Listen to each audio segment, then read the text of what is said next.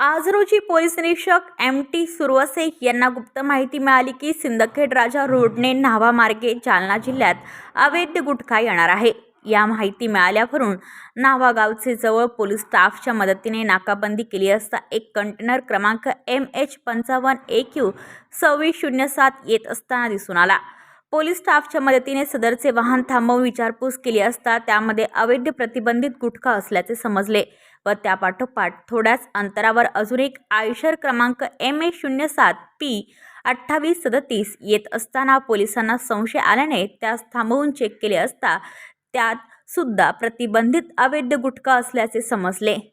त्यावरून दोन्ही गाड्यातील गुटखा चेक केला असता आयशर गाडीतील अवैध गुटखा किंमत 24,09,000 रुपयांचा व आयशर किंमत 15 लाख रुपये असा एकूण 39,09,000 रुपये तसेच कंटेनरमधील अवैध गुटखा किंमत 44,09,950 रुपये व कंटेनर किंमत 60 लाख रुपये असा एकूण 68,18,950 रुपये किमतीचा गुटखा व दोन्ही वाहनांची किंमत व गुटखा मिळून असा एकूण 1,43,18,950 रुपयांचा मुद्देमाल हस्तगत केला। दोन्ही गाड्या जप्त करून जालना तालुका पोलीस ठाण्यात लावण्यात आले।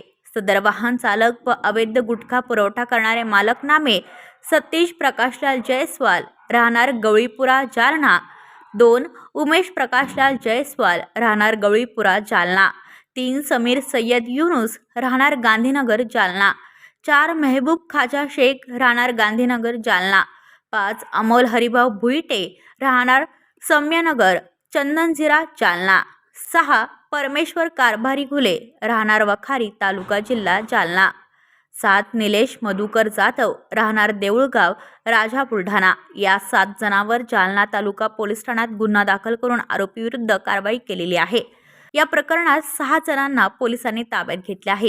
सदरची कारवाई माननीय पोलीस अधीक्षक अजय कुमार बन्सल, अप्पर पोलीस अधीक्षक आयुष नोपानी, उपविभागीय पोलीस अधिकारी आनंद कुलकर्णी यांच्या मार्गदर्शनाखाली तालुका पोलीस ठाण्याचे पोलीस निरीक्षक MT सुरवसे, उपनिरीक्षक किशोर वनवे, उपनिरीक्षक Digambar Pawar, police head constable Ramrao Chapalkar, Ram Shinde, police naik Vishnu Korde, police constable Laxman Shinde, Sunil Gange, Vinod Majalkar, Vikas Kamble, Somnath Gadekar, चालक विनोद कुडे यांनी केली आहे। Video reporter Hari Borade, KTP news, Dhawda, Jalna. आपल्या परिसरातील बातम्या आमच्यापर्यंत पोहोचवण्यासाठी स्क्रीनवर दिलेल्या क्रमांकावर संपर्क साधू शकता। दूरध्वनी क्रमांक 9833235011। त्याचप्रमाणे अधिक माहितीसाठी स्क्रीनवर दिलेल्या KTV न्यूजच्या ईमेल ID वर देखील संपर्क करता येईल।